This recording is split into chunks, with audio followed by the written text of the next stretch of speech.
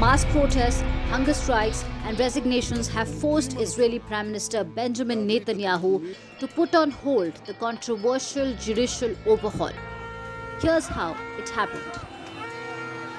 A government in a democracy is trying to control its judiciary. I'm talking about Israel.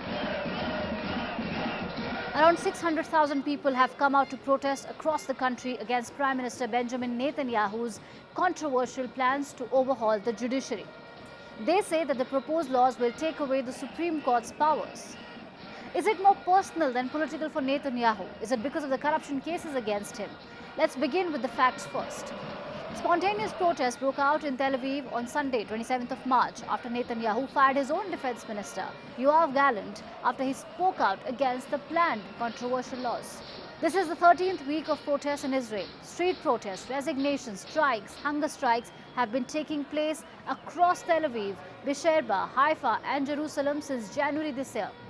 Ordinary citizens, trade unions, McDonald's staff, medical associations, universities, workers at Haifa port, airport workers and even some former military personnel, they've all joined the protest. So what is the controversial judicial overhaul?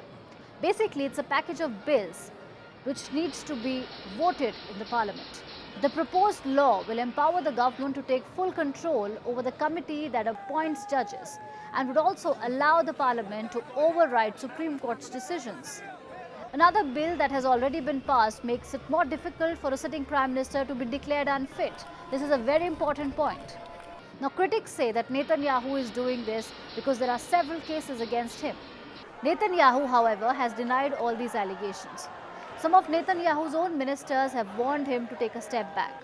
They are warning of a civil war, whereas his far-right allies have said that if the reform is halted, then they will revolt. Another important highlight of these protests is the presence of former military reservists. Now, who are reservists in Israel? When young men and women turn 18, they have to serve in the military as mandated by law. The military is known as IDF. After completing their regular service, they are assigned to the reserve force that provides reinforcements during emergencies and maintain preparedness through routine training. Despite such resistance, why is Netanyahu persistent? His government says that these reforms are needed to rein in activist judges and set a proper balance between the elected government and the judiciary.